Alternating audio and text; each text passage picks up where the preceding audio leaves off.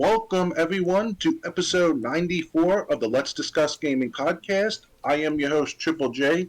Joining me is my co host, Dr. Games 101. Hey everybody, what's going on, guys? And tonight we're going to do what we usually do every 2 weeks. That's talk about the latest news in gaming. Dr. Games 101, you ready to start? Oh yes, indeed. Okay, first story coming up. Apex Legends streamers hacked during ALGS tournament, and the suspected cause is ironic update. The ALGS North American Regional Finals were disrupted over the weekend when two competitors appeared to have cheat software remotely installed on their PCs by hackers. The Apex Legends, hold on, I just want to see.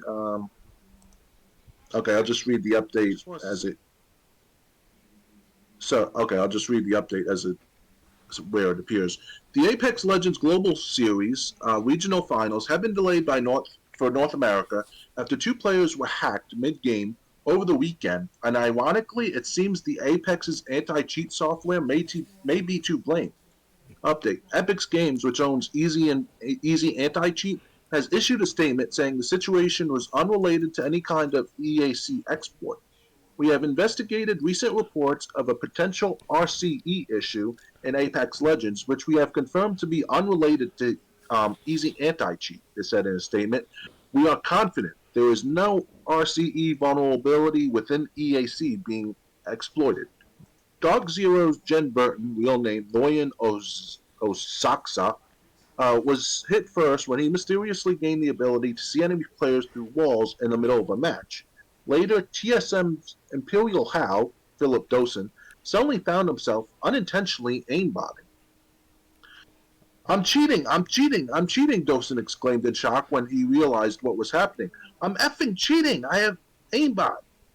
As for Osko's, the words Apex Hacking Global Series by Destroyer 2009 and Wendom began to scroll across the screen as the streamer quickly took his hands off the controls, announcing, I can see everyone. The Anti-Cheat Police Department, a volunteer-run organization that is unaffiliated with ALGS but specializes in gathering intelligence on cheats to detect and disrupt cheating vendors, weighed in on the situation on Twitter. It advised players competing in the event to protect their personal information by changing account passwords and putting other safeguards in place, like reinstalling their operating system. I think even Mutahara from Some Ordinary Gamers said that was the best thing to do. The volunteer organization suspects that Apex's Easy Anti-Cheat could be the source of the issue, with hackers using remote code execution to inject cheats into streamers' PCs. The Anti-Cheat Police Department also stressed that such an exploit could be used for other nefarious purposes beyond disrupting ALGS, like remotely installing ransomware and other malicious software onto competitors' machines. However, as noted about Epic, says an EAC vulnerability is not to blame for the incident. Apex Legends developer Respawn Entertainment also made a statement on the incident via its official esports Twitter account, announcing that the North American Regional Final would be postponed and promising to share more information soon. Dr. Games 101, I know you play Apex Legends a lot, so what do you have to say about this? Well, it definitely does affect us players as a whole, as Apex players, of course. Whether it's as small as my level or as big as their level, these gamers they're playing at the time of ALGS. So, for me, I barely played any online tournaments on Apex for the I last thought you several days. competed in tournaments all the time. Yeah, for the last year and a half since what Z League is called, and Uh, even Z League have problems with their apps and all with the Apex Legends specifically. So for the last several days, I haven't been playing as much. I've been losing money since then because of the money issues with the spending expenditures and all. Because what happened is that every time I try to use their app, the Z League app and all, it will like create this redundant loop of like paying and started, and then the game never starts. So I reported that issue 2 days ago to Z League's tech support. So, but obviously, if the app is separate from from Apex Legends in-game tournaments and all, whatever the tournaments are from these other players, but it's still connected somehow, some way. So, um, Yeah, it's a catastrophe. It's a domino effect from all sorts of Apex players, even myself. So I have to wait a few more days to see whether it's going to fix it or not. I told Z League personally myself by email that hey, this was what I'm going through. Please fix your end as well. So it's a matter of time if they're going to look into this or not. So Okay, because when I first heard tournaments and cheating and stuff like that, I was wondering if you were affected. But I was like, I think he plays it on Xbox One, not PC. So yeah, different. There's different types of entities out there with different types of grouping of players. For example, the ALGS is actually a main stage um, player base for like professional players. I'm like the amateur kind of pro player. You know what I'm saying? Like I'm like they think of it as like NBA and WNBA. You know, WNBA is a lower tier of itself from NBA because of popularity, revenue, uh, um, sponsorships, etc., etc. So so ALGS is kind of like WWE. You're kind of like wrestling on the independents at any show you can get booked at. pretty much more Z League specifically. Z League is kind of like the lowest tier of all types of tiers out there. You want to call it like that. In layman So terms, like that is so like where you so if this was wrestling, it'd be like you're wrestling at a company that's just a little bit bigger than a backyard promotion. pretty much. But at the same time, it's like it's through like a payment system. Like you pay into their services. You don't get money out of it per se directly. So it's kind of like I mean you do get money from earning and winning tournaments and all, but you have to pay a membership fee for Z League and all. So If you don't mind me asking, how much is the membership fee and how often do you have to pay it? last time I made a payment, it was like $4 and change a month, which is not so bad. But at the also got to make it up for like how many wins you get, how many earnings you get in a month as well. So it could be like a negative sometimes if you're not careful. Yeah, so basically you would want to make sure you're pretty dominant like in just random online games before you went to the tournaments. Yes, and the tournaments are like random too because it depends on what you play. You're playing solos, duos, or trios. I prefer to play duos or elite staff, so I have one other partner to rely on. But it's hard to find these partners because you have to be serious enough to make winnings. And with solos, it's a give and take because you meet people randomly online while putting your tournament stats in with the Z League app and all. But still, you still lose tremendously if you have a horrible team of players to play with, even if they're not registered with you at all. It's a hit and miss with the solos, but sometimes it's worth it though. If you have friends that you know in person or friends that you know for years on Xbox Live or PS4 or whatever, it'd be a good asset in your corner as well. You know, no big deal. So yeah, Right, chemistry between teammates is a lot better than teaming up with someone randomly and hoping yes, for the best. yes. And if you have a legitimate team like a trios or a duos team, you have a higher chance of winning those tournaments altogether. You know. Okay. Yeah. All That's how it right. is. Yeah. That's how it is in Z Oh, go League. on. I was about to say that that's how it is in Z League. I'm not sure how it is in ALGS for the last several years now because Apex Legends started back in February 2019. They started doing tournaments the following year, I think it was. So since then, there was no problems until this year with that Destroyer hacker guy, you know? Yeah, Destroyer 2009. Yep. Yeah, Mutahara, I think he even talked about this on his YouTube channel. I remember him saying the same thing. Could like change your passwords, reinstall your operating system. If if you played Apex Legends recently on PC, um, to make sure you don't have cheating software that you can't control. Mm-hmm. Um, yeah, so I mean, it sucks that this is happening. But yeah, if you've been playing Apex Legends on console, you're probably fine. But if you've been playing it recently on PC, you might want to consider resetting your computer um, and reinstalling the operating system to make sure you get that cheat software out of there if you've been hit with it. Mm-hmm. But they encouraging players on PC not to play as much right now. Wait a few more days. And it was just pretty much it can be time consuming at first because if you're a professional player or you play for money, you know, and the tournament's going to be subsided or be delayed for a while. Last time I checked, so Yeah, so so better safe than sorry. Um, Mm-hmm. that's the best. That's the best. That's all I have to say. Ready to move on? Yeah, we can move on. All right. Next, survived the offshore horrors of Still Wakes the Deep this June.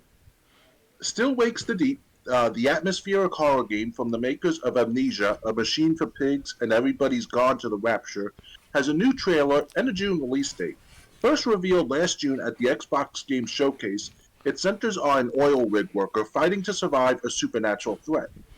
Developed by the Chinese Room, today's picture game show provided a platform for a new trailer that serves as an effective tone setter. Set in 1975, you play as an oil rig worker trapped on a deep sea rig off the coast of Scotland. Communications have been lost, and an unknown horror has overtaken the rig. The first person adventure tasks you with locating your crew as a mysterious threat pursues you, and the raging ocean gradually tears the rig apart. With no weapons or special abilities, exploration is the name of the game. Still Wakes the Deep is launching on June 18th for PlayStation 5, Xbox Series, and PC. It will also launch on Game Pass for console and PC. For more on the Chinese Room, the studio has also taken the reins of Vampire the Masquerade Bloodlines 2, also slated to release this year. You can read more about what the studio has done in store for this game here. Um, let's see. There's no comments. Have you heard of this game? The Still Wakes the Deep. If I remember correctly, I saw a trailer of it months ago. If I recall correctly, it was about like you just walk, like those these creaks and deep end type of sound effects as you walk into the ship and all and or the rig and stuff. And you hear Okay, those noises, and it just sounds so eerie at first. It's kind of like Dead Space, but you're in a water area, like you know. that and it sounds like you don't fight; you just explore. Yeah, it's kind of like Because it says Outlast. It's kind of like Outlast, but with water. with no weapons or special abilities, exploration is the name of the game. Yep. All It's right. like it's like Outlast, but with water. Okay. So, Do you think this game would be something that you would go after would play or no? I'll try it out, especially if it's on the Game Pass. Like if any of you guys Yeah. want to donate an Ultra Pass to either one of us, try it out for a few hours, so we could do that. You know. Okay. Yeah. It's probably gonna be. It's one of those games. I forgot there was another game like it. That was also first person. It was you entered this hotel and there was like all it was like really eerie. I forget. It was on Xbox One. I forget what the name was. Um, but anyway, yeah. So since it's first person and it's exploration, you're probably gonna see things, but it's probably also gonna be like run away if you see something dangerous, or it's just gonna be jump scares. Hmm. Um, but yeah, if you're waiting to play it, it's gonna be coming out in about 3 months. That's good. Anything else to add, or ready to move on? There's also another game. I think it already came out already, or if I remember correctly. Um, I forgot what's it called exactly, but it's basically you are uh, this outside of a town, and you have like three other players to choose from that play throughout the entire town. So if and one by one, if you guys like were to lose lives for each one of your people, then you got to start over from scratch, and then everything changes in the town itself, kind of like a labyrinth, but it changes on itself every time all four players die. So it's pretty cool to play something like that. I forgot the what's it called exactly, but I'll try to look it up sometime this weekend and see if we get a preview of the matter sometime. All right. Before I end it, we can. Before I move on to the next story, we can look at the trailer that appeared at the Future Games Show Spring Showcase. Okay. You want me to play the trailer or? Yeah, why not? Okay. Yeah. So pretty much what I thought it was going to be. Wow. Yeah. So pretty much what I thought it was going to be. Indeed.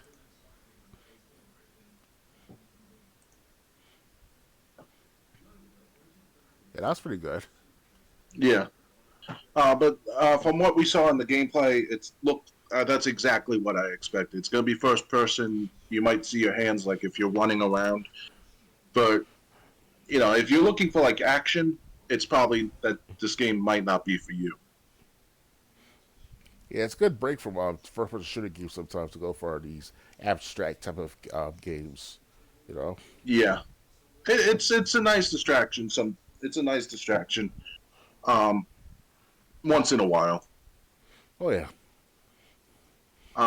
Anything else to add, or ready to move on? Nothing else there. We can move on. All right, just one moment. Xbox Game Pass adds Diablo 4, Hot Wheels, and more this month. Ooh. April's games will include Super Hot Mind Control Delete, Ark Survival Ascended, and F123. The next waves of Game Pass titles have been officially confirmed, and starting today, subscribers can explore their Interstellar Homestead and Lightyear Frontier on Xbox Series, PC, and cloud compatible device. The other big release joining Lightyear Frontier is MLB The Show 24, this year's entry in the long-running baseball simulator series from San Diego Studios. For the first time in the series history, MLB The Show 24 allows players to create and play as a woman and also includes new additions to its historical showcase mode.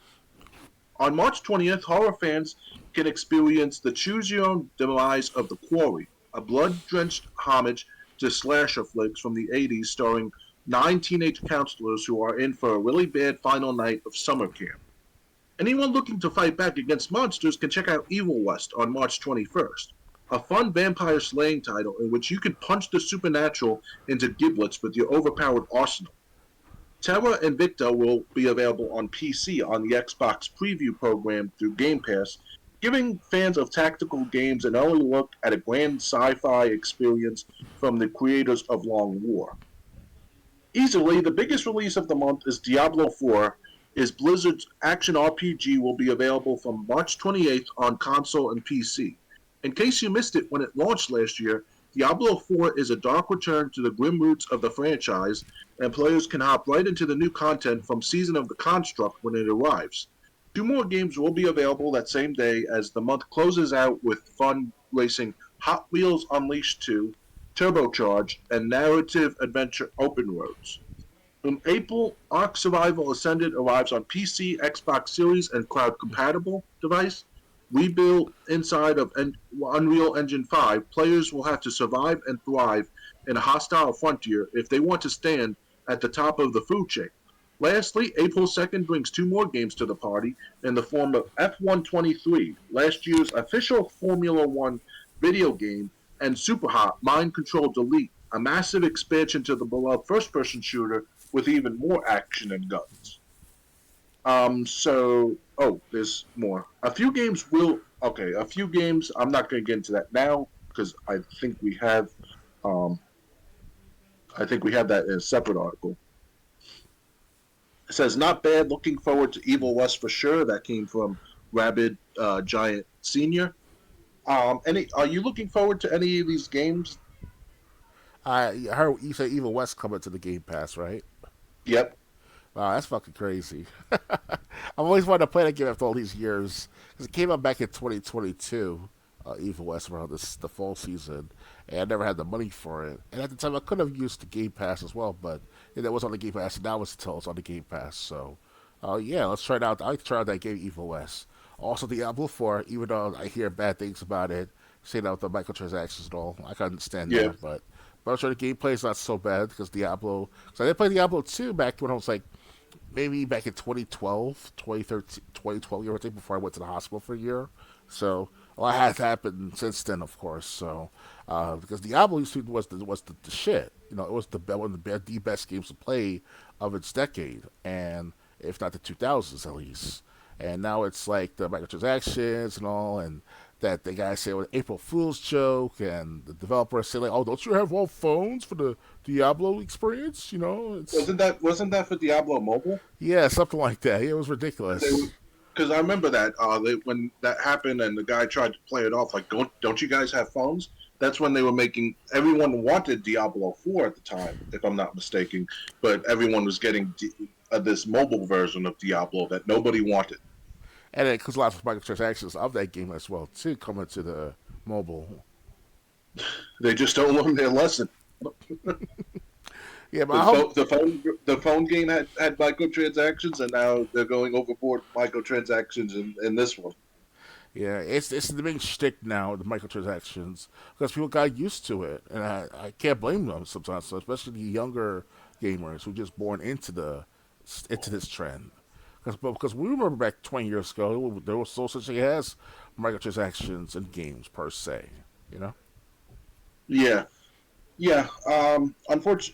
Unfortunately, that's just the way things are. Yeah, With some developers that they, and the thing is, people say, oh well, developers or publishers will protect it by saying, well, games cost more to make nowadays. But then they think, okay, we're going to release this game for $70, and then we're going to throw microtransactions in on top of it. yeah. Uh, Stephanie Sterling, aka formerly Jim Sterling, she actually mentioned this for years that this was going to happen, and she kind of skewing at the mountaintop every time she ever get a chance to, and now it's like, it's come to fruition. It- you she know, was, but when she said it, when she said this was going to happen, she was looked at like the crazy man who lives in the cave on the mountain. yeah, But now, but as what usually happens in those stories, what they said that became reality. oh yeah, it's Yeah, pretty. so I don't have Game Pass. I'd probably play MLB The Show 24. I had a real problem hitting the ball in MLB The Show 23 when I had Game Pass. Oh, that's not Um, good. just for some reason I couldn't hit. I When I was at bat I struck out a lot. Must Unless must I suck was real for like you. really inexperienced because I was doing like their version of the career where you start out like on in a minor A league team and then you gotta work your way up to the big leagues. And also too, it's also the fact that you and I, in high school and all, we barely played baseball, sport, schools baseball teams, So, cause the last time I I played don't baseball, yeah, I don't think that would have anything to do console wise because I did play baseball. I did play baseball on in junior high on in eighth grade. okay, okay, So yeah, I mean, but hitting even in real life, hitting was never my problem. My problem was like catching. Um, okay, so yeah, so I mean, and that was no problem in MLB The Show 23. I'd love to play MLB The Show 24. I think I have like MLB like 14 or something for my PS3. I'd kind of check if the sound is working on my PS3 ever since I tightened the plugs up because my PS3 wasn't working either. I understand. What a time! The Xbox 360 and PS3 to stop working simultaneously. Um, so Evil West, yeah, I've heard good things about that. Um,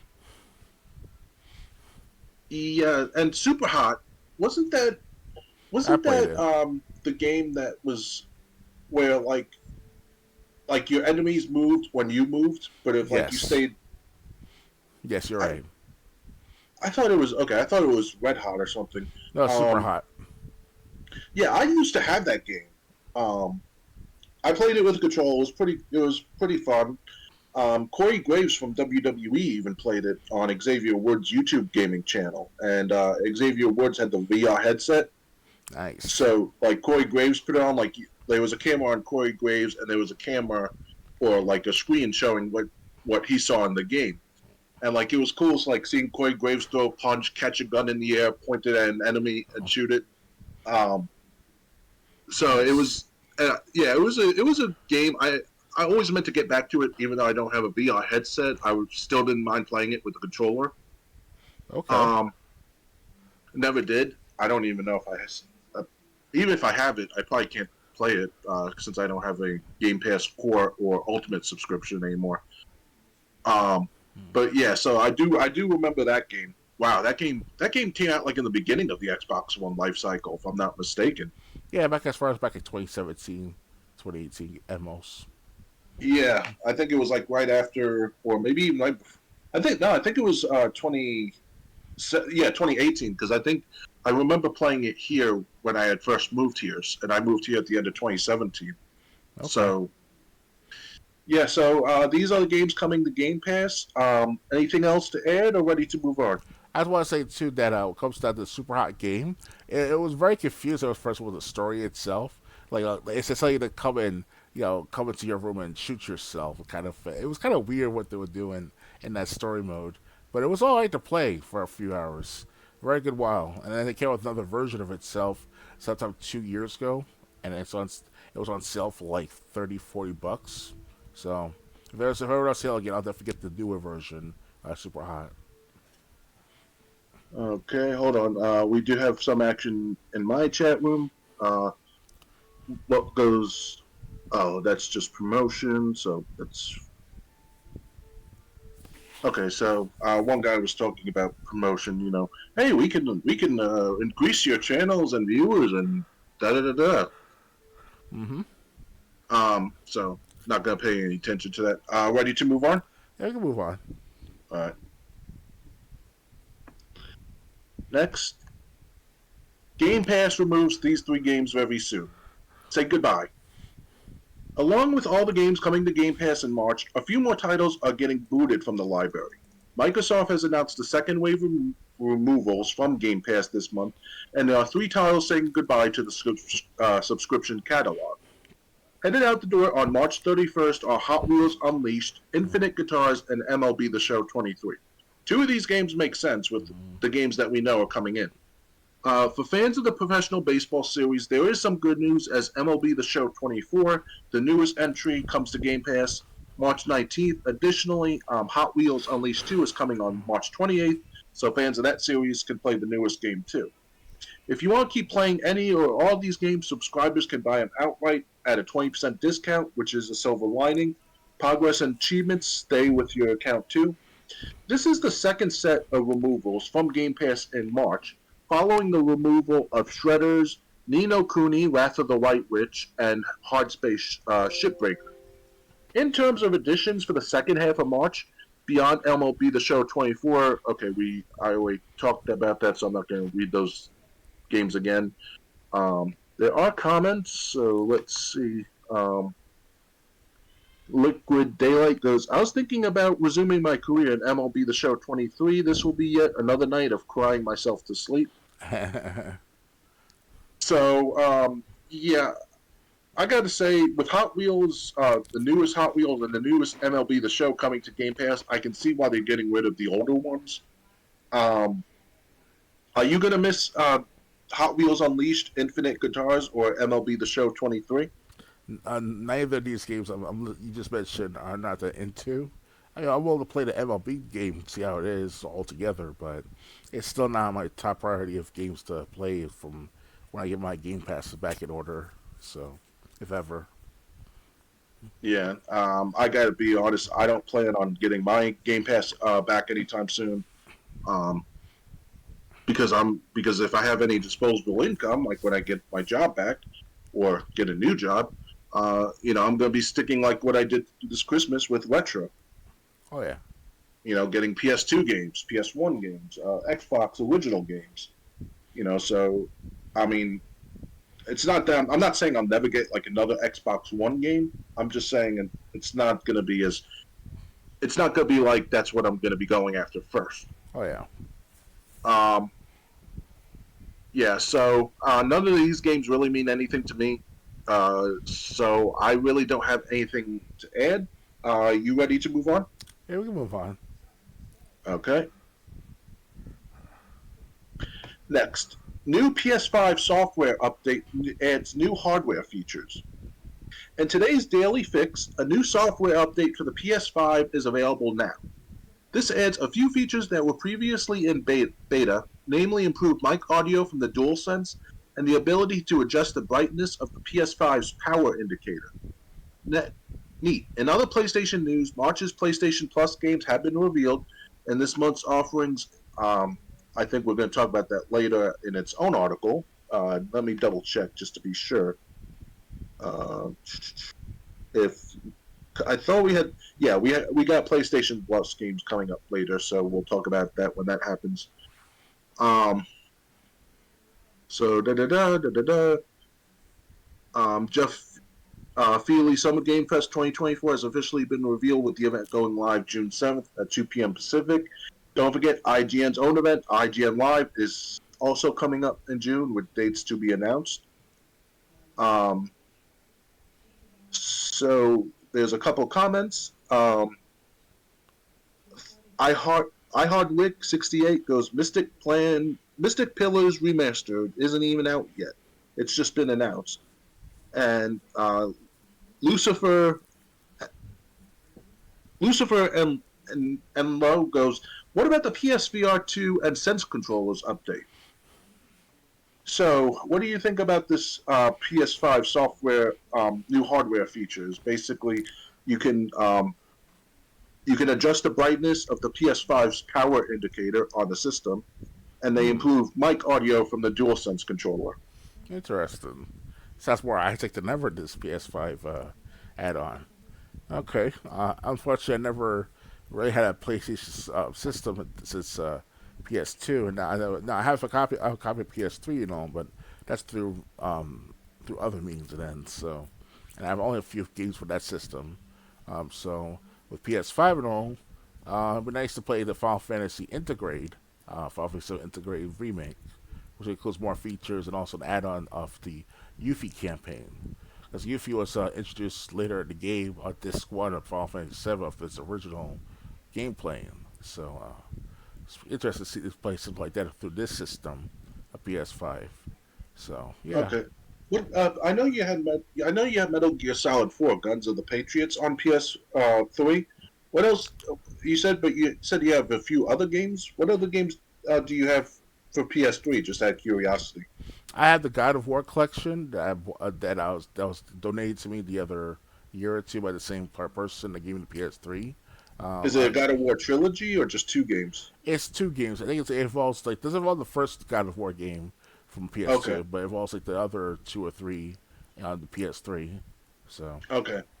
I think I know the one you're talking about. If it's two games, I had that for PS3 for a short while.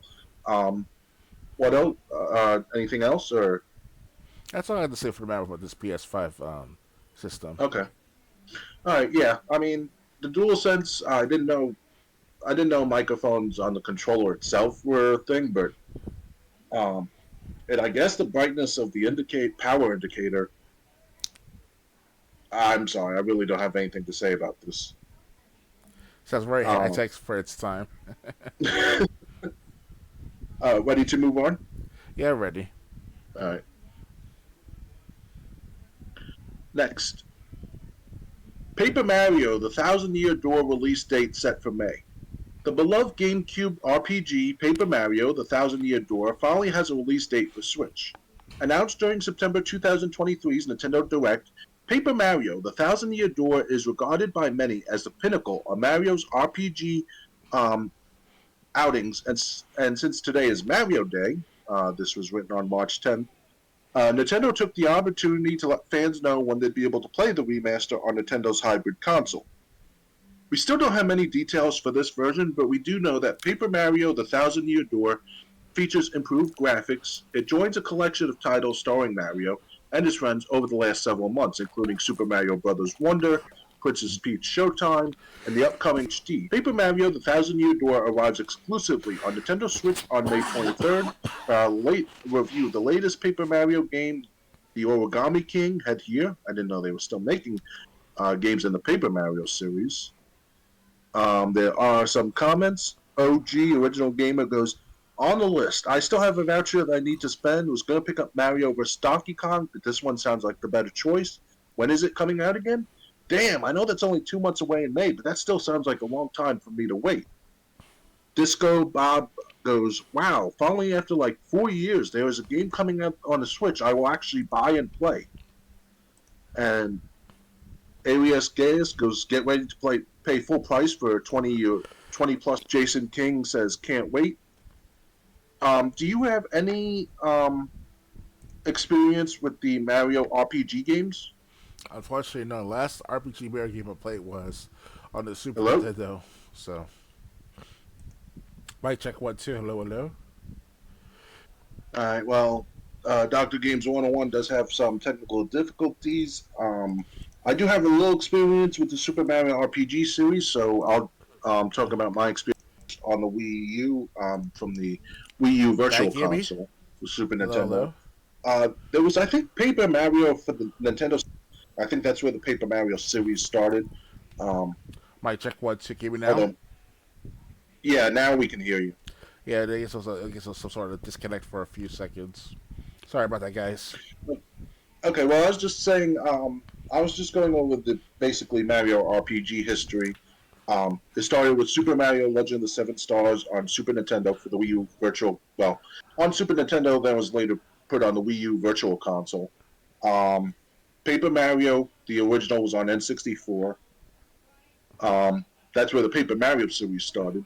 And then they did have other spin offs like Mario and Luigi Bowser's Inside Story for like the DS. Um, They got the Thousand Year Door on GameCube, which is now coming to Switch. Apparently, they have even more games in this series. Have you played any of the Mario RPG games or the Paper Mario series games in general?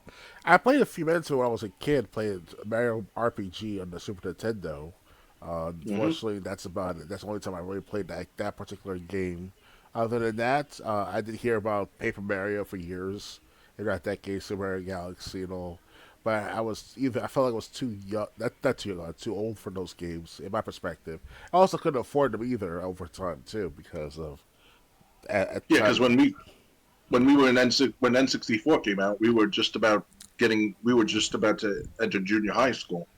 Oh yeah, and I was also focused on other games too, like Time Crisis and Mortal Kombat, especially. So yeah, Yeah, I would like to play Paper Mario, the Thousand Year Door. All the games in the Paper Mario series, to be honest. I never got the chance to, but if you have a Nintendo Switch, you're going to be able to get the Thousand Year Door. They didn't say how much the game's going to cost. I doubt they're going to charge $60 for it or $70. But if it's coming, it depends if it's coming to the online program or if it's coming to this, or if it's going to be a re-release. If it's a re-release, it might be $60, $70 for the game.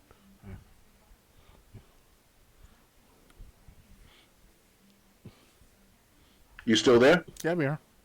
Okay. I didn't think when they said that in the comments, get ready to pay full price for a game that's over 20 years old. I didn't think that was going to happen, but It's it gonna happen. it could, especially if it's a re-release. They didn't say this was coming to the Nintendo Show Online program, so yeah, that could be something people might have to think about. Anything else to add, or ready to move on? I'm ready to move on. Okay, next. Uh, Max Payne 1 and 2 Remake has same development budget as Alan Wake 2. Wow. Remedy Entertainment has discussed its hotly anticipated Max Payne and 1 and 2 Remake, revealing it has a similar development budget to the recently released Alan Wake 2. Remedy is working with Grand Theft Auto and Red Dead Redemption company Rockstar under a new publishing agreement to remake the first two Max Payne games for PC, PS5, and Xbox Series X and S. Remedy is handling development while Rockstar is fully financing the project. The Max Payne remakes are developed on Remedy's Northlight game engine, the same engine used to develop Control and Alan Wake 2. The original Max Payne games were also a result of a partnership between Remedy and Rockstar, with Remedy handling development and Rockstar Games publishing. Rockstar went on to develop Max Payne 3. Remedy has yet to reveal the development budget of Max Payne 1 and 2, remake of Alan Wake 2, but Finnish analysts estimated Alan Wake's 2 total budget was between 75 million, well, 20 $75 million, which is 70 million pounds, with 20 million pounds of that dedicated to marketing.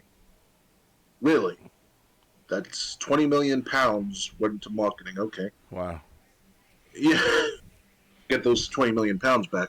Um, Reporting its financial results for the fiscal year, CEO Teo Furtala said Alan Wake 2 has already recouped a significant part of the investments made by Epic Games Publishing after selling over 1 million units by the end of 2023.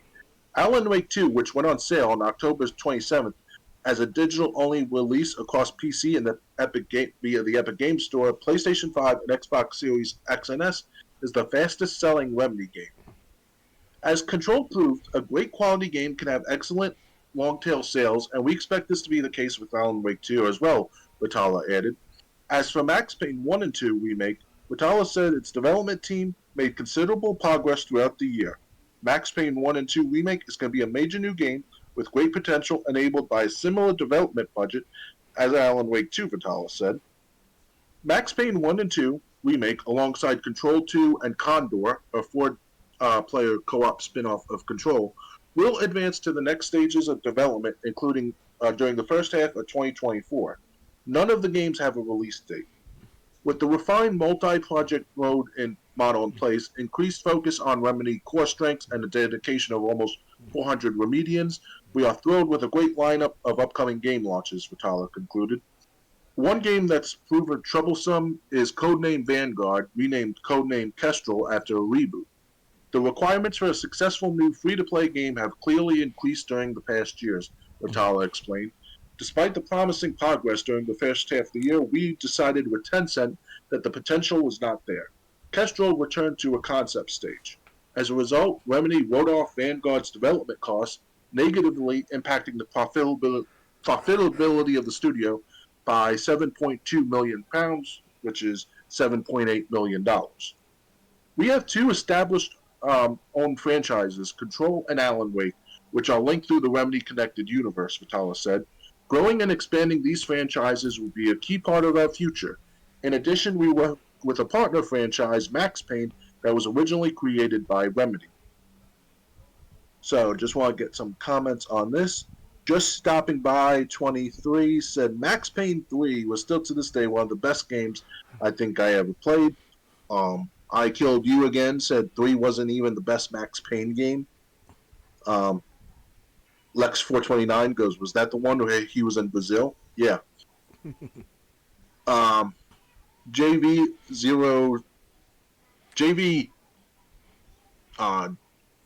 whatever his name is, the original Max Payne is my favorite game of all time. I was thinking they might cancel this after McCaffrey died. I hope this means they're just sticking with the original game's lines and dialogue and not recasting Max. And someone said it's not Max Payne without McCaffrey, so that would be a bad move, especially for those like me who loved and played the hell out of the first two games and the third, of course. But I really missed the comic-like story from that and the noir feeling. So, I didn't even know the voice actor for Max Payne had died. Yeah, he passed away not too long ago, at least a year or two ago. Okay, that sucks. So the remake's gonna be a little bit partially different. Do you think they're gonna keep? Do you think they're gonna keep the original actor and just like clean up his audio, or they're gonna recast him? Most of them might have to recast him, but at the same time, in today's world of technology with actors and all, because I hear like these actors will live forever because through facial recognition or facial dialogue, meaning that like they'll take pictures of your face and all, or mold your face into a certain like matter, and then put it on in archives of the movies, film, and television department, or a system, whatever it's called in Hollywood. So if you can do that in Hollywood, I'm supposed to do that in video games as well with McCafferty and all. I doubt it didn't do too much with him back 20 years ago because obviously back then it was different times, with technology and all. So I would just save a record of his face and voice and all, and then put that to good use through AI. That's how I look at it as a concept right there for Max Payne 1 and 2 remake. As far as remaster, I would have made do a remaster and a remake, but remake's going to be like a new cast or a new group of people that might be different from 25 years ago. Yeah. Unfortunately, I wish they could, because Max Payne 1 and 2, not really much needs to be changed. For a remake or remaster, just clean up the graphics, because I love the comic book storytelling between cutscenes. Oh, yeah. I was playing Max Payne, the original Max Payne last night. And I love Max Payne's voice. It's kind of like Frank West's voice with on Dead Rising. Um, it's just so iconic. It's tied to that game. So Oh yeah.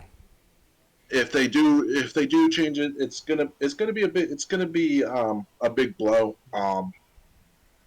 I mean, but then again, you know the levels graphics. Let's be honest, on PS2 were not that great. Hmm. Um, they were. Let's be honest. The PlayStation 2 graphics, at least in the first Max Payne, were like PlayStation graphics. It wasn't all that bad. You don't think so? It was the first. Was it came out the first year of PlayStation 2 cycles, so it was going to have like some problems with itself. Not too much problems. It was just a good game to play.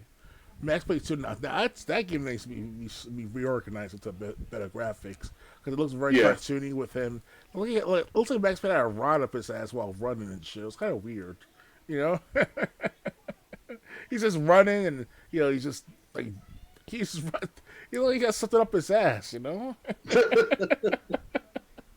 It's very awkward. So gotta fix that, man. Because listen, Max Payne 1, he was very graceful with his running and all, you know.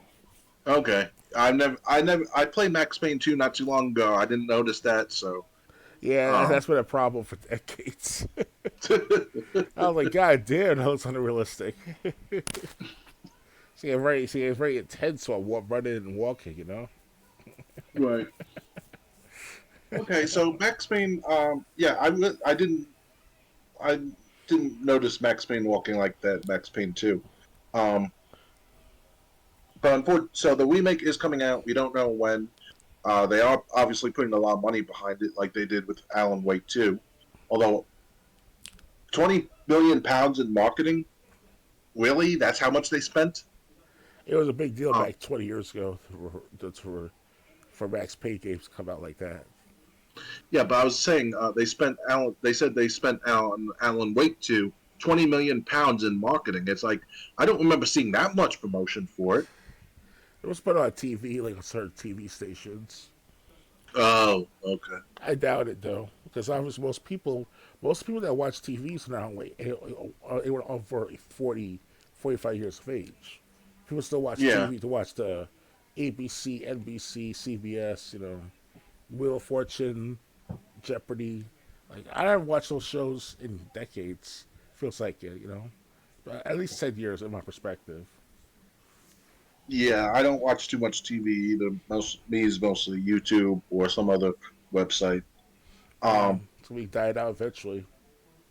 yeah. So I mean, yeah. Anyway, back to Max Payne 1 and 2. They're great games. I would hate for them to get rid of the comic book storytelling because I really liked how they did that in the first two. Um, but yeah, they're uh, at least they're putting a lot of money behind this remake. I just wonder how much they're going to change and if it's going to feel like Max Payne when it's done. Yeah, only us older gamers will tell. Everyone else will be like, oh, it's cool. Yeah. Well, and then again, there are some people who think Max Payne 3 is cool. So Yeah, Max Payne 3 it's of its own class altogether.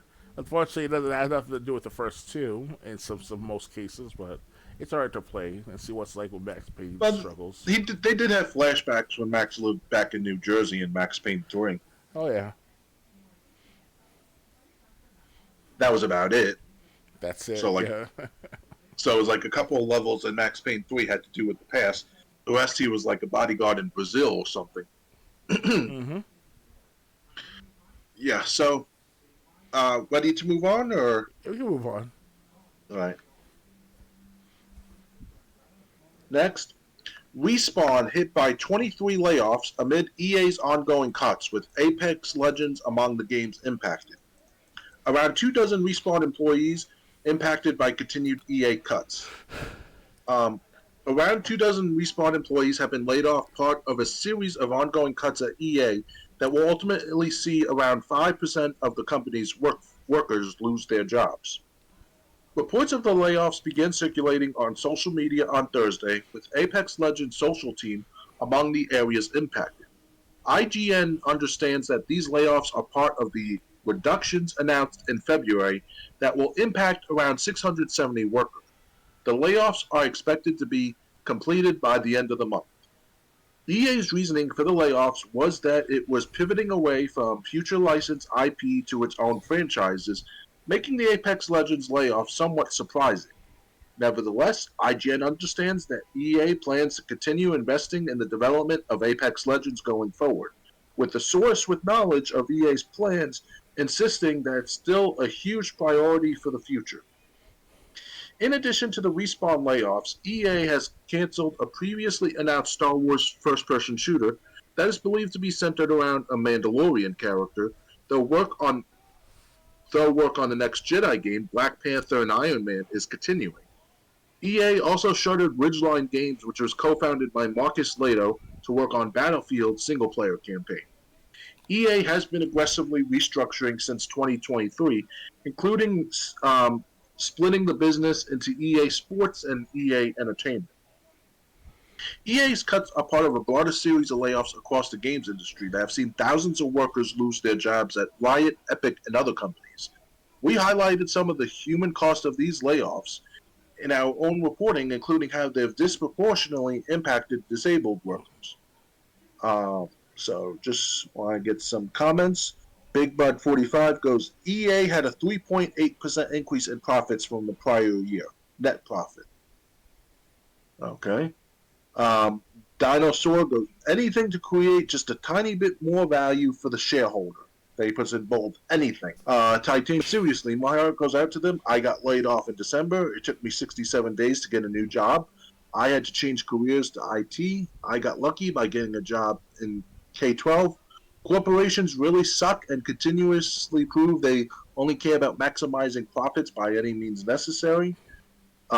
Sin Exit goes, it's times like this that we need more business people like Satoru Iwata and a lot less business people like Andrew Wilson. Well, again, you're a big player of Apex Legends, and some people from the Apex Legends social team were some of the people getting laid off. What do you think about this? It sucks because Apex Legends, for the last year, it has not been the best year for Apex as far as like a growing population, gamers and all. But they still maintain profits, they maintain sales and other promotions for the Apex Legends community and all. And I did report certain things to them over the last couple of years now about it's slowing down and freezing of crashing of games. So let's say, for example, I was in like the top three of the 22 team battle royale, right? All of a sudden, the screen went blank right back to the Xbox screen, and I start the game over and resume if I still in the game. And now I lose altogether with my teammates and all. So I reported that issue at least a couple of times, and they haven't fixed that yet. But I got some nerve to cut back on 23 people, which doesn't make any sense because you're doing fine overall from what I hear, you know. And if it's all lies, then you should come out and say, "Oh, we're sorry, Apex players for, not being consistent with our game and all." It'd be nice to have that kind of written apology, but obviously that's not gonna happen anytime soon. So, and at the same time, I might still have to play Apex Legends in a couple of days as much because of the Z League app and all not working well, as I mentioned earlier tonight. So it's all up to Apex to fix the matter, all this hacking and all. Because if they don't fix it right away, and it's a very not quick fashion, but in an efficient manner, then it's gonna come back to haunt them, and it's gonna affect their bottom line. So Yeah. Unfortunately, it's just another story. Luckily, this is the only story of layoffs we have for this episode. Um, so yeah, it sucks a lot, and it's I got laid off from my job. I'm still looking for a job. So a lot of people can relate. Um, so yeah, I feel bad for those 23 people that got released, especially when they made profits, net profit. Um, Oh yeah, definitely. Anything else to add, or ready to move on? All right, let's move on. Okay. Next, Nobody Wants to Die, a detective noir adventure set in 2329, New York City, announced for PC, PS5, and Xbox. Noir New York in 2329 has never looked better. I wonder if New York's even going to exist in 2329. I know, right? It seems that Cyberpunk 2077 might not be the only gorgeous Polish developed sci fi game set in the future for much longer, as fellow Poland based developer Critical Hit Games has announced Nobody Wants to Die, a new detective noir adventure set in New York City in the year 2329. It's due out in 2024 for PC, PS5, and Xbox Series X and S. Take a look at the cinematic announcement trailer above, and definitely don't miss the first screenshots in the gallery below.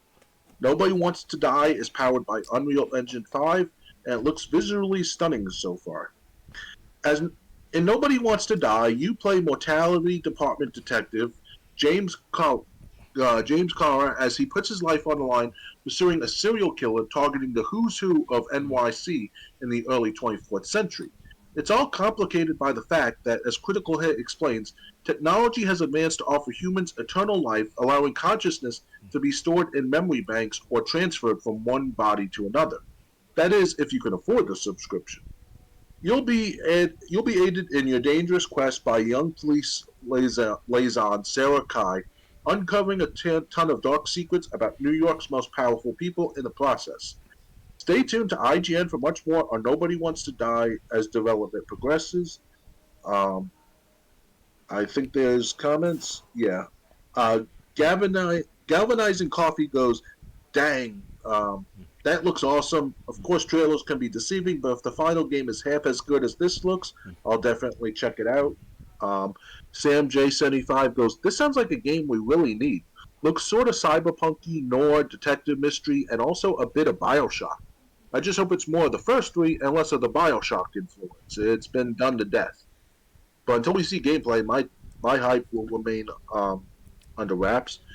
Pro Royce goes, sounds like Altered Carbon, the video game. Um, so they said they had a trailer, Yeah, it should be although good. it's let me see if I can get to it. It's a good trailer, by the way.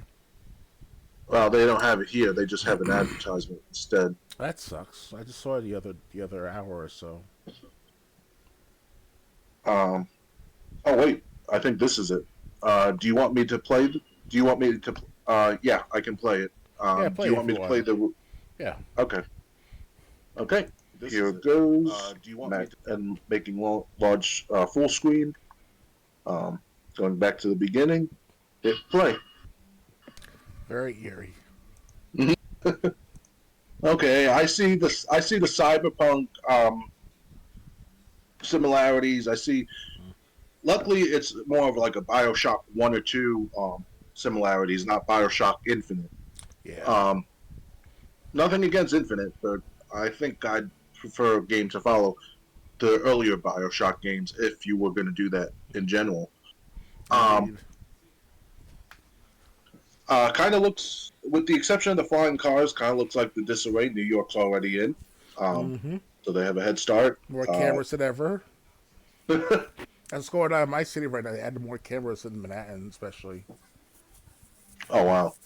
Yep, and I'm sure it's like this here in Queens as well. And we have cameras parts of my neighborhood as well. Depends on how far you go out into my neighborhood, because it would be like street cameras monitored by the NYPD, street cameras monitored by people of the doorbell ring and stuff like that, like myself. So it's cameras everywhere, no matter what, where you are in the city. So, but So what do you think? that's real life So New York what? City. So Even though there was no gameplay, what did you think of what we did see in the trailer? that secret's gonna be revealed in our time, no matter how far back how it's progress in time. Secrets will be revealed, and I think this will be good gameplay for detective research. What they did with the movie Batman, the Batman from last year or two, where it's more detective based than rather than action based. So you probably be doing like more detective work, like almost kind of like Detroit Human, or whatever it's called, Detroit Human from 2018, 19, like it was with a PS5, PS4, and all. So Yeah, it looks the graphics look stunning. You know, it's probably gonna it's yeah, you're probably gonna have to do detective work, maybe like in some of the Batman Arkham games that had detective mode in them. oh yeah, Um, as well as the movie, because and like the movie version of itself back in 2022 with I think it was Ben Affleck the star of that Batman movie. okay, well, in Batman Arkham Origins, the game no one talks about, Right. it was the last game on 360, the last Batman game on 360. They did have a detective mode where like you had to scan clues and then you could watch the crime in progress, what happened based on the evidence you found. I think they had it in Arkham Knight too, if I'm not mistaken. Mm-hmm. So it looks like you might. It looks like there might be some of that in there also, where you have to scan evidence Oh yeah. and like watch crimes play out when you find all the evidence. Um, but yeah, as we know, as we find out more about this game, we'll let you know. Anything else to add? I don't want to say no that. I know it's always like compare real life to games as always, and many perspectives in certain games. But this detective noir adventure set in New York City in 2329, it's kind of like predictive programming. Like, yes, we don't see the cameras right this second, we don't high tech and all here in the city, but within the next couple hundred years from now, we're all gone, long gone. Us, you and I, James. It's Triple J. Yep. It's gonna be a huge police state because obviously more terrorism, more crime, and everything else, and they're gonna use that against the people to enslave them all over time. Because that's what the detective said in that game trailer. That little time is well, actually, in He Quantum said Break. time is supposed to heal all wounds. That's bullshit. Time reveals secrets. Yeah, kind of like that with that Quantum Break trailer. Say time is power back in Yep. 2014. So more power to us, people. It all depends on who wants to gain that power over time. Well, it's just So like games predicting the future. It's not as outrageous as it sounds. I mean, look at Metal Gear Solid 2, the final conversation with Raiden and Colonel Campbell. Um, when Colonel Campbell spills the beans, first off, we're not exactly what you would call human. Um, the whole 12, 13 minute conversation, it's kind of like you listen to that conversation, you pay attention to what uh, the Colonel and Rose was talking. Then you look at the world today, and it's like, wow, Hideo Kojima was not far off. mm-hmm. Hideo Kojima was actually right on the money. That was from 20 years ago, almost 25. Yeah, and Metal Gear Solid 2 came out in 2001. I mean, so it's not like so games predicting the future. It's not exactly as outrageous as it sounds. Mm-hmm. Um, yeah. So, but anyway, um, ready to move on? Yeah, we can move on. Just All right. pray for a better future, people. That's all I got to say. And vote based on policy, not your personal feelings. Indeed. PlayStation Plus game catalog additions for March 2024 revealed. Resident Evil 3 remake, Marvel's Midnight Suns, and Dragon Ball Z are among the highlights. Okay, I kind of wish I had a PlayStation 4 or 5 now. Sony has unveiled all the new PlayStation Plus game catalog games coming to extra and premium subscribers in March of 2024, including highlights like the Resident Evil 3 remake, Marvel's Midnight Suns, and Dragon Ball Z Kakarot. The lineup detailed in a new PlayStation blog post revealing a solid list of 13 games to dive into across the service's offerings. It's a catalog drop that adds 8 PlayStation Plus extra titles and 5 premium titles with a lot of variety to explore. While survival horror and strategy players on the extra tier will find something to love in Resident Evil and Midnight Suns, sports fans can look forward to NBA 2K24 Kobe Bryant Edition. Premium users, which will be able to play every game in the list, are getting a few classic bonuses in the form of titles like Cool Borders and Phoenix Wright Ace Attorney Trilogy. Their real highlight, however, might be the often forgotten PSP offshoot Jak and Daxter The Lost Frontier. All games drop on March 19th. Um, So this, yeah. So those are for February. NBA 2K24 launched in September 2023, bringing updated player rosters for the annual basketball game series. We reviewed the latest in 2K series, but came away feeling like it was a mixed bag. In our 6 out of 10 review, we said NBA 2K24 scores big with gameplay, but its microtransaction tactics feel like a costly turnover. Marvel's Midnight Suns saw XCOM developer Fire Axis Games blending turn-based combat with superheroes to create a unique Marvel experience. We said that it makes great use of card game mechanics to inject variety and unpredictability into its excellent combat in an 8 out of 10 review. 4 DLC packs, eventually added to the list of notable characters, included fan favorite names like Deadpool, Venom, Storm, and Morbius. Capcom Resident Evil 3 continued its series of remakes in 2020 and tells the story of Jill Valentine and Carlos Oliveira as they work together to escape Raccoon City and the relentless Nemesis. Although not as quite as beloved as the Resident Evil 2 remake it followed, we still found plenty to love about how Capcom reimagined the story. We called it stellar in our 9 out of 10 review. LEGO DC Supervillains is yet another Traveler's Tales LEGO game um, that brickifies classic DC characters. This time, however, the adventure tells its story through the lens of some of the universe's most iconic villains, while packing in more LEGO humor and more things to do. We enjoyed its anti-hero tactics at the time of its release in 2018, giving it a 7.8 out of 10 in our review. Mystic Pillars Remastered gives players dreamy puzzles to sift through with a story set in ancient India.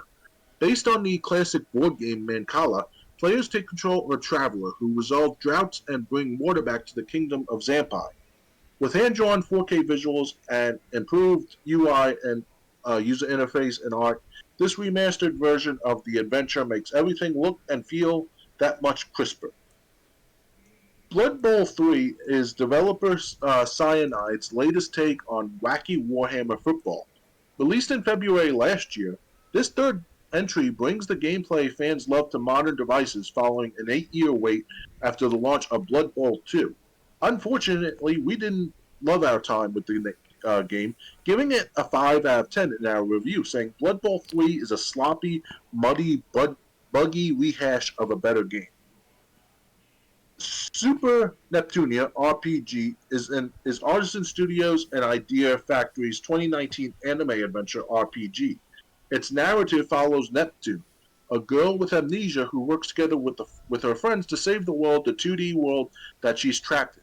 Neptunia series fans will find both new and familiar elements to get lost in a meta story with turn-based combat. Dragon Ball Z Kakarot gives anime fans a full-fledged video game, retelling of the events they've known for and loved for decades. That means playing through classic storylines like the Saiyan and Buu sagas while playing as some of Dragon Ball's most powerful characters. It's a love letter to some of creator Akira Toriyama's most famous work that we enjoyed, giving it a 7 out of 10 in our review. Jak and Daxter, The Lost Frontier took PlayStation iconic duo to the PSP to tell a spin-off story from High Impact Games. At the time of release, we praised its platforming, puzzles, and upgrade options, but felt it could have used a bit more time in the oven to create something truly special. You can read our 7.4 out of 10 review here. Cool Borders is a snowboarding racing game from that took PS1 players down slippery slopes back in 1996.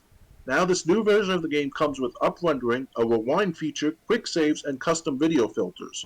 We gave it a 4.3 out of 10 in our 2007 review. God's Eater Burst, originally released on PSP, is set in a world where mysterious life forms known as origami have appeared. You and up to 3 friends can team up to stop them, with this remastered version of the game offering up-rendering, rewind, quick saves, and custom video filters. We gave it a 6.5 out of 10 in our 2011 review. The Phoenix Wright Ace Attorney trilogy bundles 3 of Capcom's classic courtroom dramas together for a collection that's hard to pass up. We gave it a 7.5 out of 10 in our review, saying Phoenix Wright Ace Attorney trilogy is a solid collection of courtroom dramedies, but far from essential for fans. JoJo's Bizarre Adventure All-Star Battle R takes the over-the-top world of the anime and gives it a fresh coat of gamified paint. While we came away a bit underwhelmed after our time with it, we still enjoyed the overall experience enough to give it a 7 out of 10 in our review. Finally, as an added bonus, My Hero Academy Season 1 is coming to Sony Pictures Core for Premium Deluxe members come April 1st, 2024, my birthday.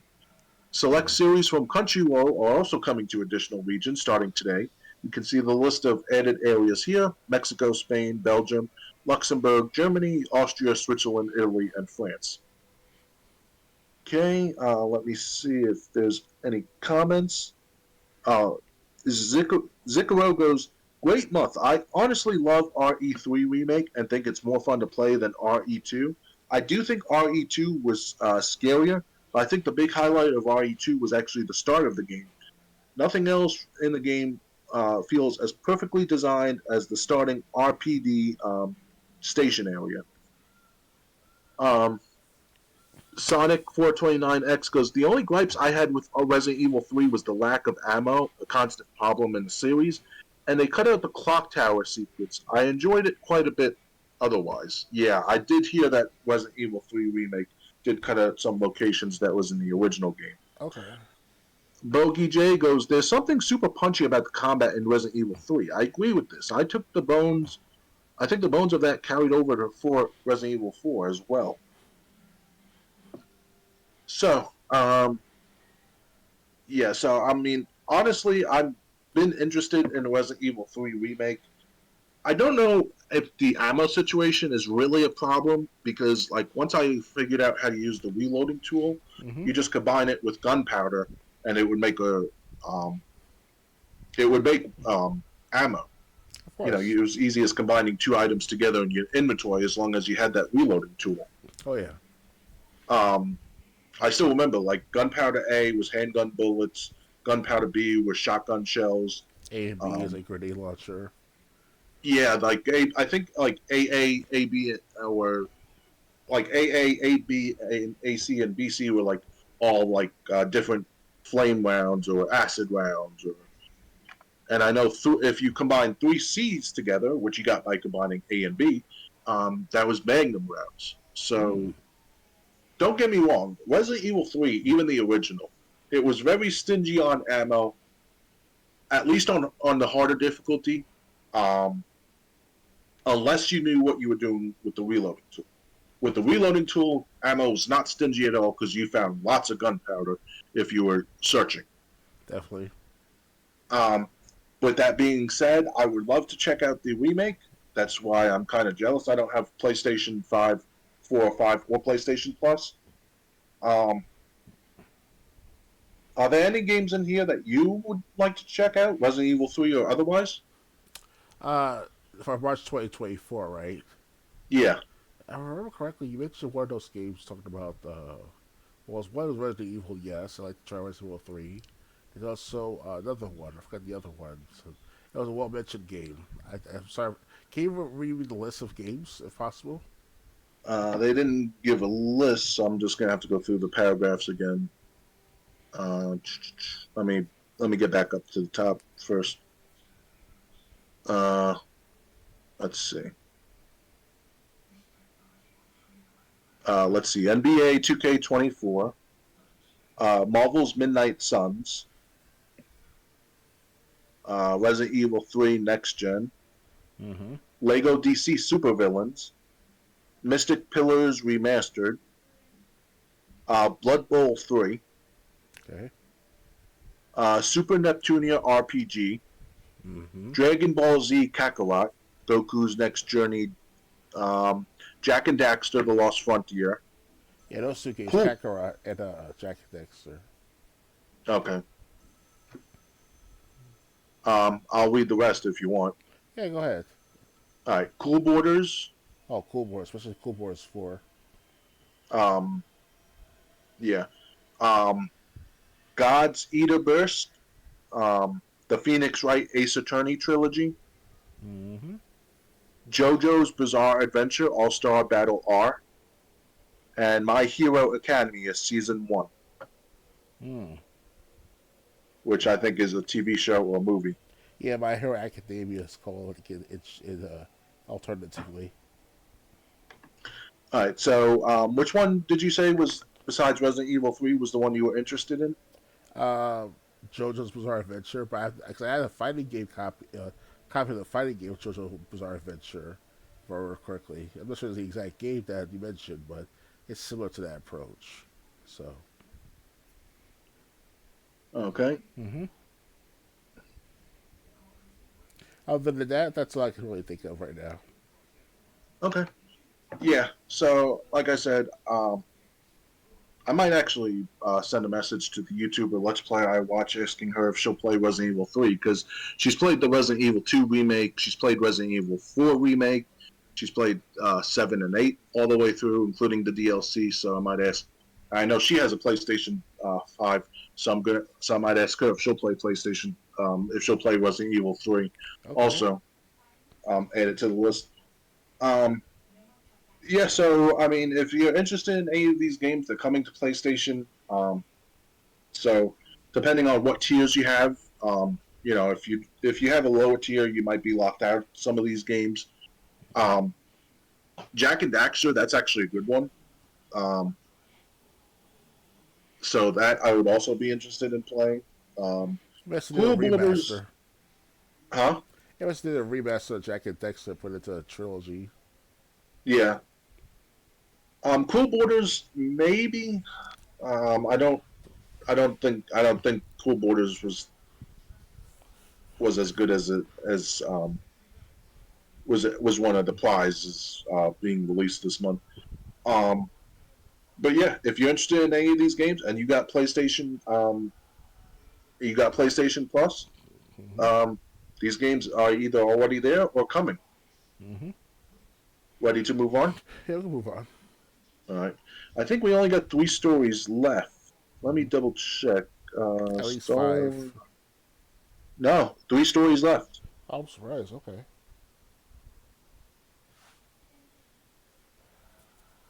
Okay. All right. Next, make sure I'm caught up. Yeah. Okay. Star Wars Battlefront Classic Collection. Devs respond after abysmal launch. Mm. Aspyr has put out a statement, but stops short of apologizing or addressing wider issues. Uh, the Star Wars Battlefront Classic Collection launched on March 14th, and it sounds like it's a bit of a mess. As of this writing, the compilation has mostly overwhelmingly negative user reviews on Steam, with only 19% of over 4,000 scores being positive. Fans are complaining of online server instability and crashing sessions, and after a day of controversy, developer Espier has put out a statement.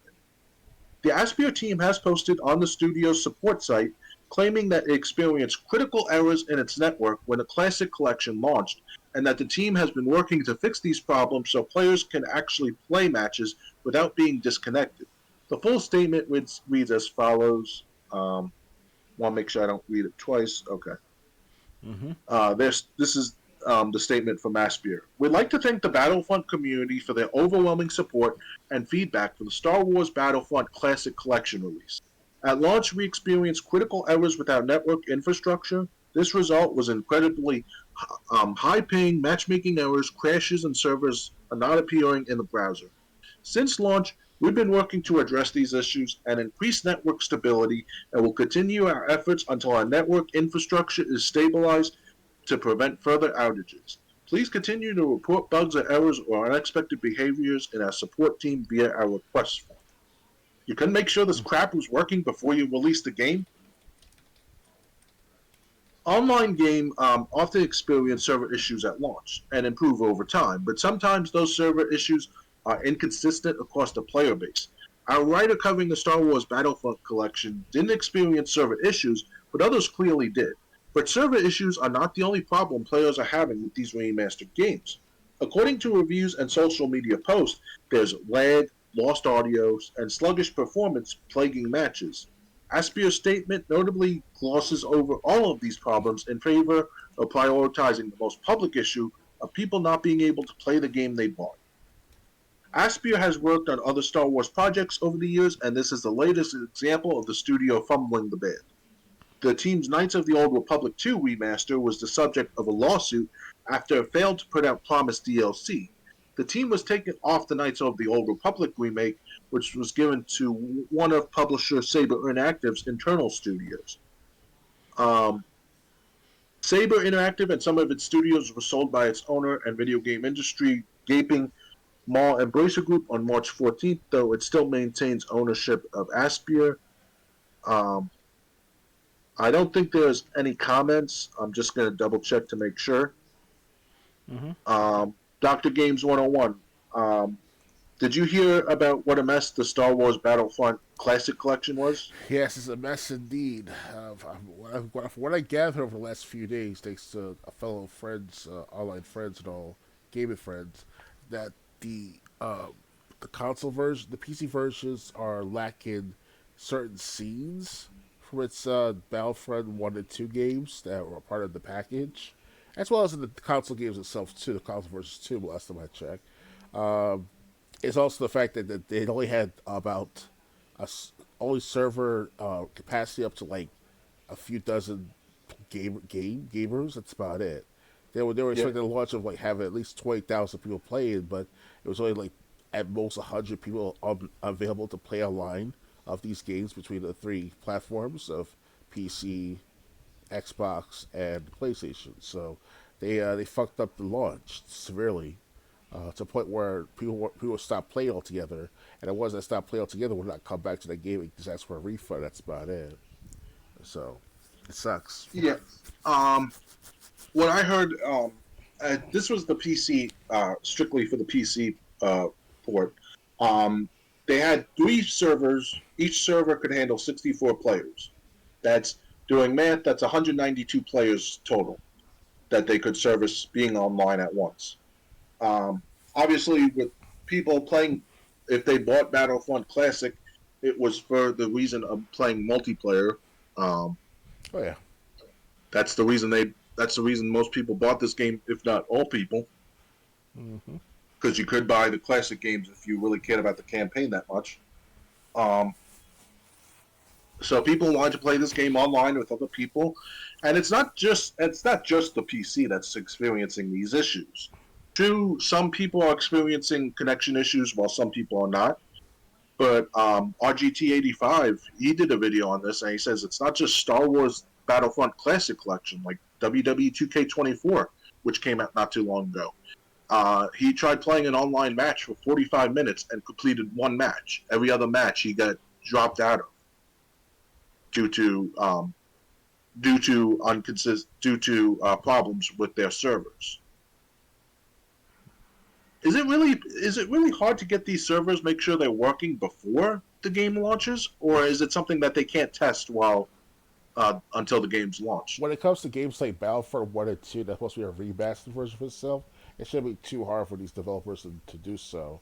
Now, I understand that it's been 20 years ago, the developers from 20 years ago are not there to fix the same game as of right now in its newer version. Whereas no excuses for this company, or a series of companies that are supposed to be behind the launch of this game to make sure that everything is withstanding and also consistent. So it's stupid on their part, whoever these people are in charge. They care more about cutting corners than about having an efficient free master of itself. You know? Right. Yeah. So I mean, and again, another, I got Star Wars Battlefront 1 and 2 for Xbox through Games with Gold. I think Likewise. Dr. Games 101 also has both those copies, both those Likewise. games. Yeah, likewise. Yeah. So I mean, obviously we can't play it online, but we can play it with bots if we want to play the multiplayer game. So the single player game was just basically a bunch of levels like multiplayer, and I think there was, I forget what the mode was called, but there was like you could pick a bunch of maps and play with bots. So And not only that, Triple J is that on the original PC version of the games Battlefront 1 and 2, you can still buy and download them and get yep. player populations still very consistent.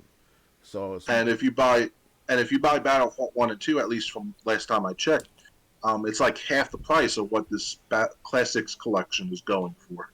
Yeah, it's stupid. I just don't want people to make sure they want to go for the newest edition by cutting back on the services of the other ones, but they haven't done that at all this time around. So they knew there's going to be a huge discombobulation of organization. You know, it's stupid. Yeah. They should have this process from the start of it all.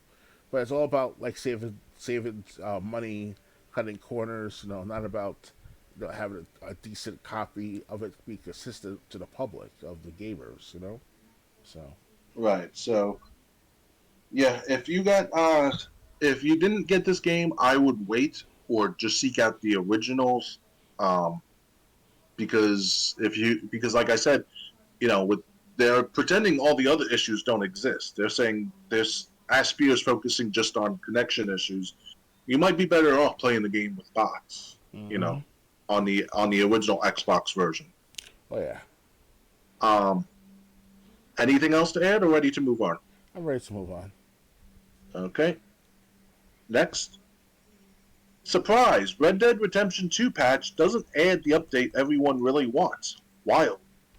Rockstar has issued a surprise title update for Red Dead Redemption 2, its first for nearly 2 years, which makes a number of improvements and fixes for the game, but it does not add the update the community desperately wants.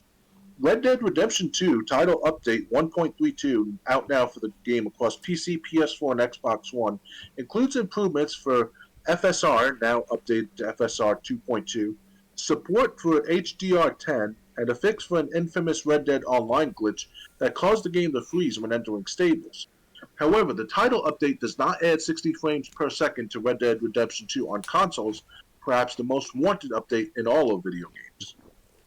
In September, the expensive FTC versus Xbox leak sent shockwaves throughout the Red Dead Redemption community after a Red Dead Redemption 2 next-gen update was found listed by a Microsoft executive in a planning email.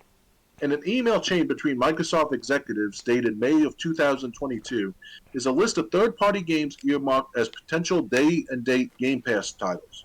One of the games mentioned is Red Dead Redemption 2, D&D for Gen 9, which Microsoft expected to come out during the second quarter of its 2023 financial year, October to December of 2022. Gen 9 refers to the ninth generation of consoles, aka the PS5, Xbox Series X and S. Rockstar has yet to announce a next-gen update for Red Dead Redemption 2, despite the many calls from fans. Then, in October, Rockstar quietly patched its Red Dead Redemption port to add a 60 frames per second toggle to the game on PS5 via backwards compatibility, which made Rockstar's 2010 open-world western was officially playable at 60 frames per second for the first time. Red Dead Redemption 2 launched in 2018 on PS4 and Xbox One, and in 2019 on PC, and is considered by some to be Rockstar's greatest game. Fans have criticized Rockstar for lack of meaningful updates in favor of support for GTA Online, but Red Dead Redemption 2 remains hugely popular, selling over 61 million copies to date. Red Dead Redemption 2 title update 1.32 patch notes. General stability fixes and improvements. Red Dead Online general fixes, fix an issue that resulted in neutralist samples not being counted toward daily challenges. Fixed an issue in Dead of Night that resulted in Night Stalkers being able to collect the Night Stalker mask. Fixed an issue that resulted in ambient vehicles not appearing in certain content. Fixed an issue that resulted in free roam missions not launching. Improved an issue that resulted in players becoming stuck when entering the stables. Improved an issue that resulted in players being unable to summon horses and wagons. Voice chat now defaults to off. Game stability and performance. Fixed various issues that could result in a crash. Game stability and performance on PC. Fixed various issues that will result in the game crashing or failing to launch. Fixed an issue that resulted in offline mode not working due to Windows 11 updates. Fixed an issue that resulted in crashes after reporting other players. Fixed issues that resulted in offline mode not working correctly. Added support for HDR10 plus gaming. This will automatically set game graphics in HDR for HDR plus 10 gaming displays on compatible graphics cards and monitors connected via HDMI. Updated AMD Fidelity Super Resolution libraries to version 2.2. Fixed an issue that resulted in 3200 by 2400 resolution being unavailable. I just want to go to the comments. Um, Tron Swanson goes, uh, of course not, because they'll charge $70 for Red Dead Redemption 2 remastered. I couldn't see this comment he was responding to. Um, Boogie Bo BO423 goes, this game deserves to be completed on a capable PC anyways.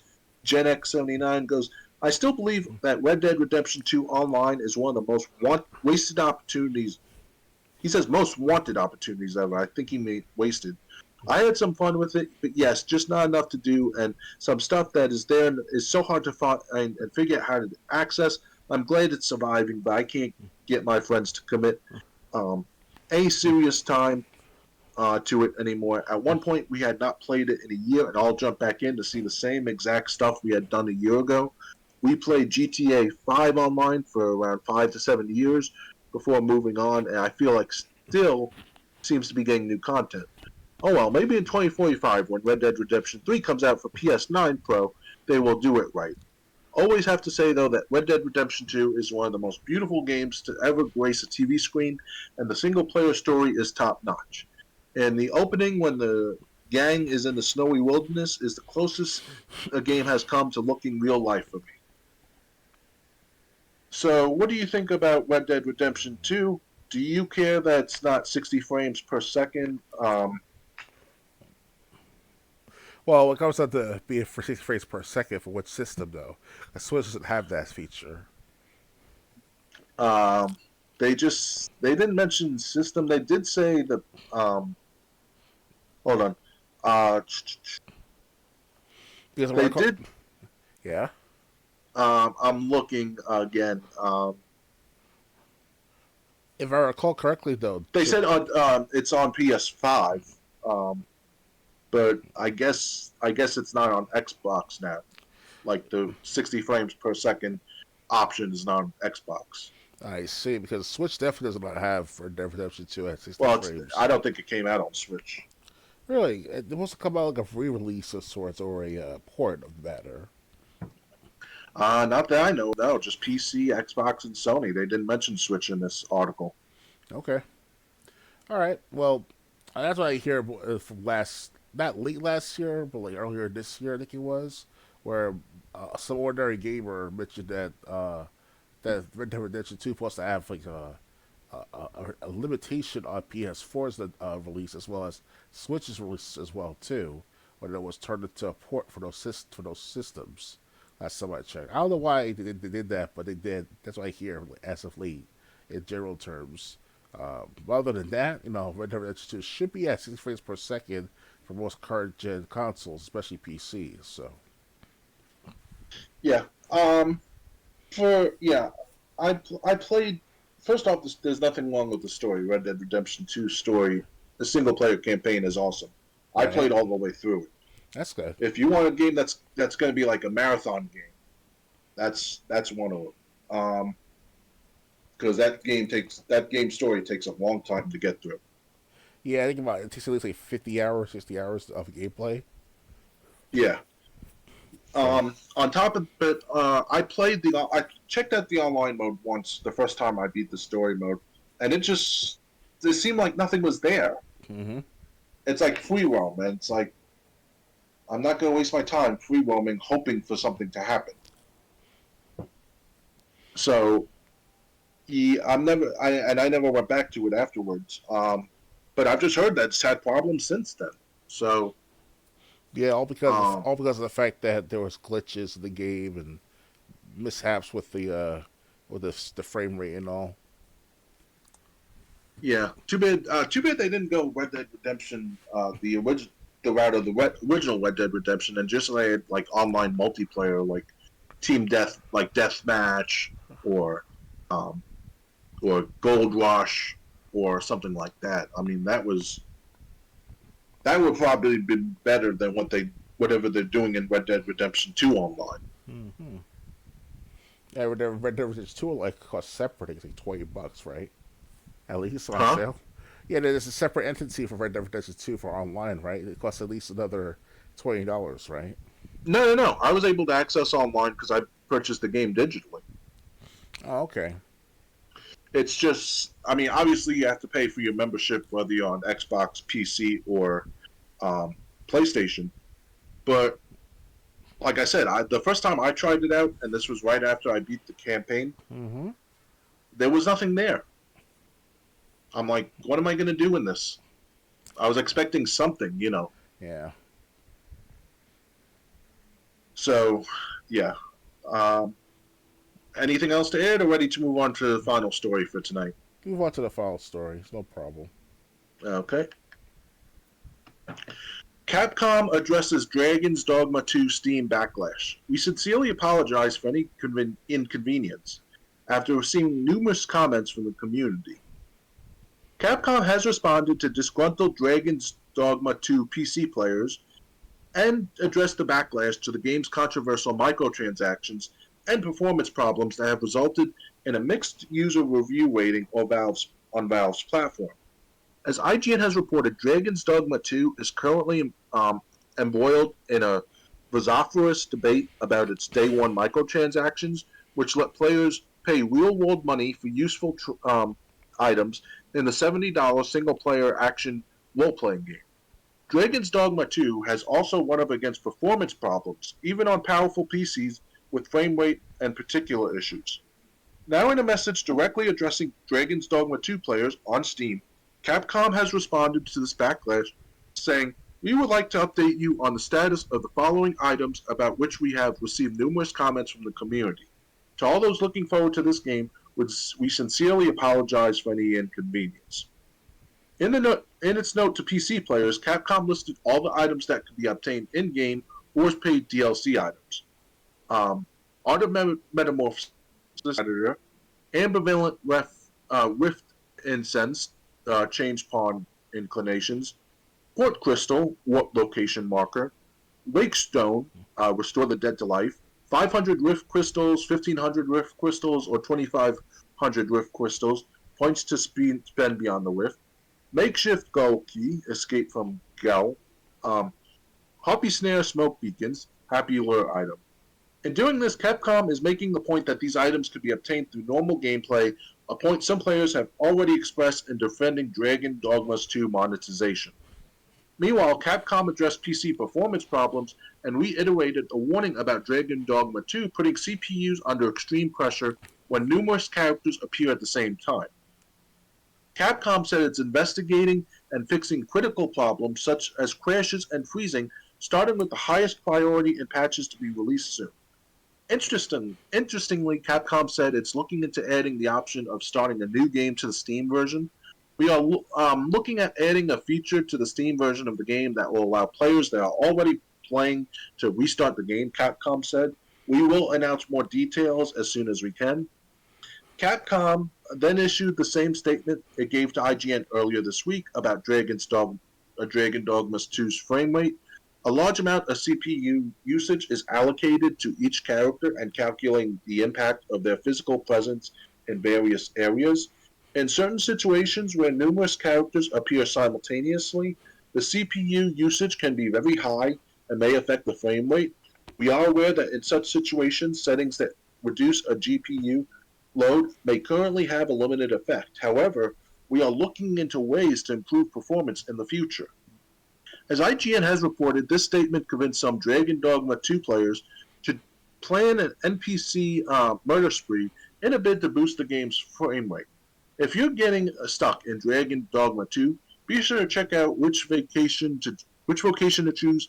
Things do first, things Dragon Dogma 2 doesn't tell you, and our walkthrough hub. Let me pull up the comments.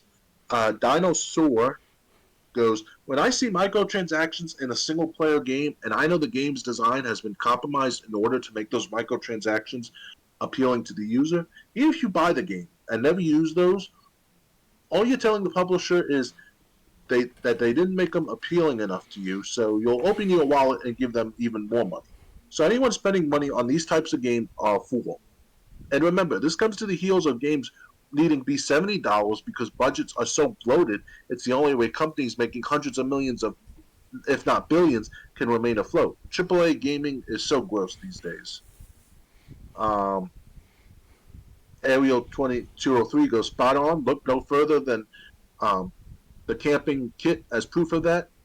Sure, you can buy it in game, but if it weighs a ton, which would compromise your weight, while the line on the cash shop actually weighs less and you could purchase it for accessibility.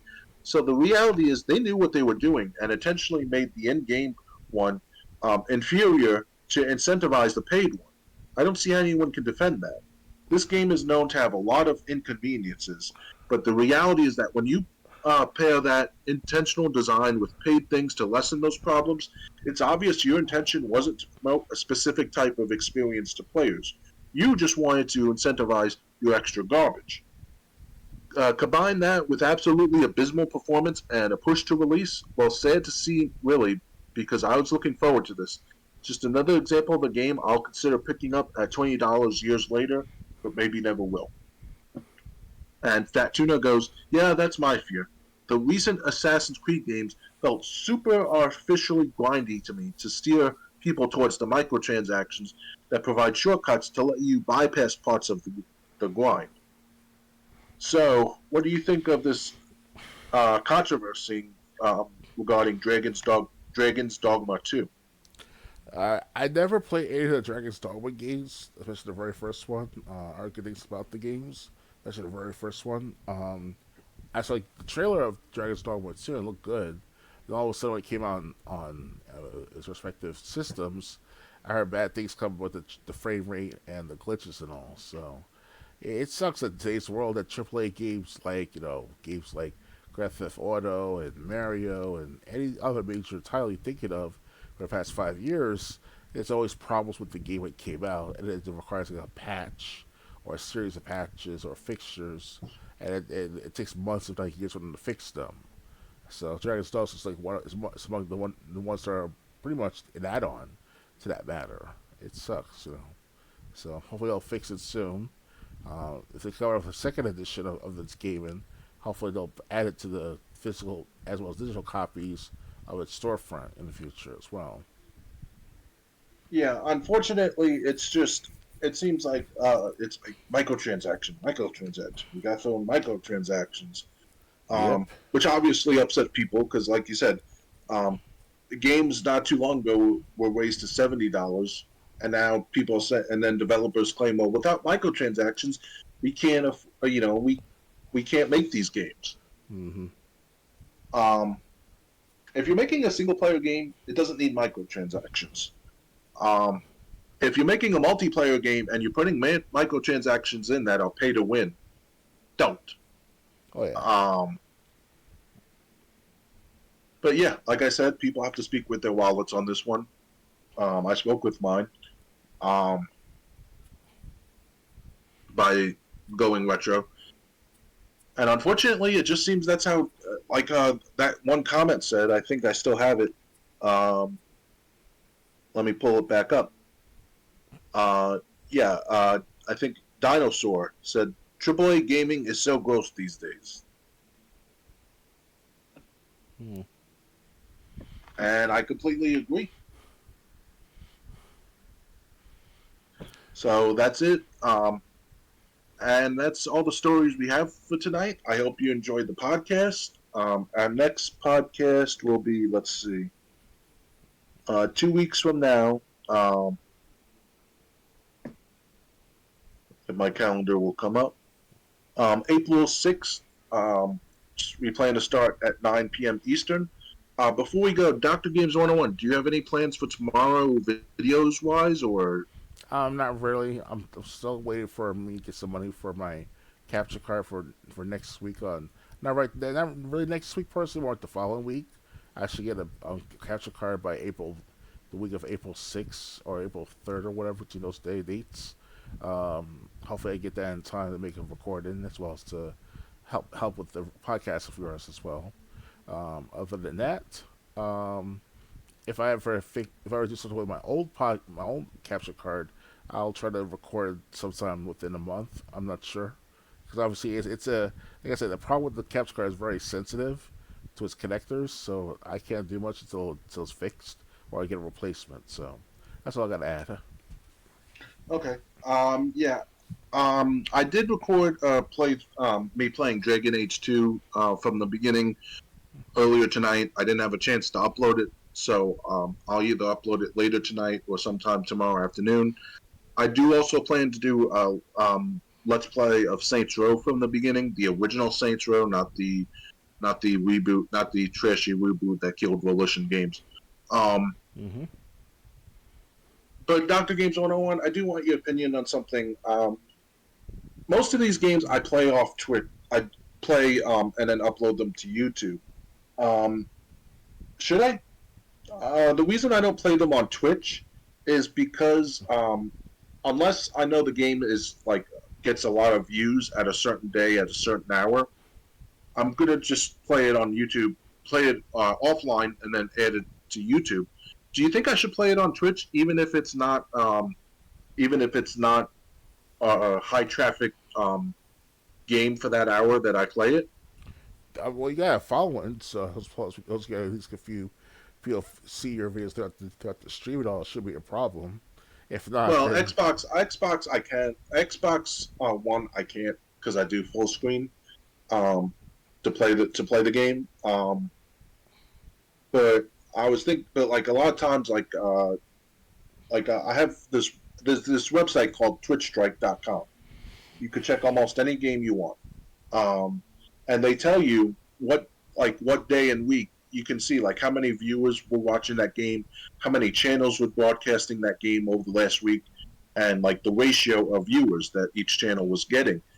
Um, and like if it's a high ratio, and I can do it at that time, I'll play the game on Twitch. If not, I play it offline and then just add to YouTube after publishing it and editing things out if I have to. I was just wondering if I should jump to Twitch whenever I have time.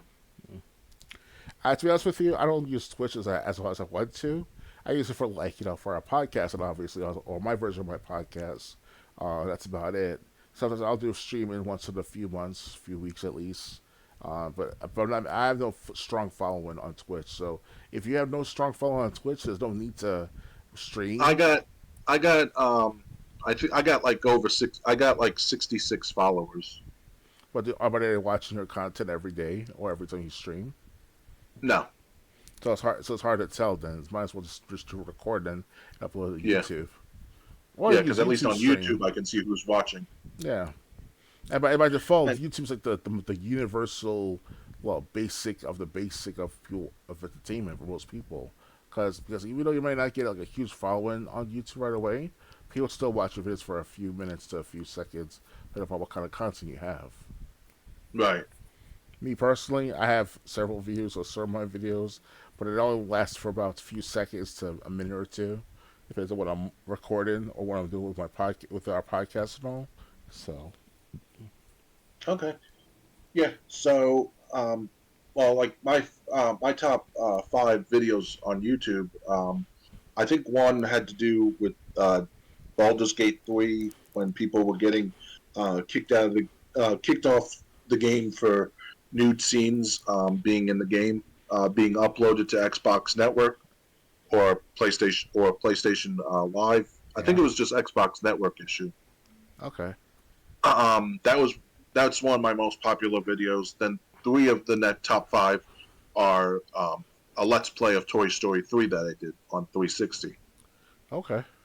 So yeah, so I guess I think I'll stick to YouTube unless I find out the game I'm playing um, has a lot of traffic on Twitch at the time I can play it. Hmm. All right. So anyway, I hope everyone enjoyed this. I hope to see you in 2 weeks. Until then, good night, everyone. Later, guys.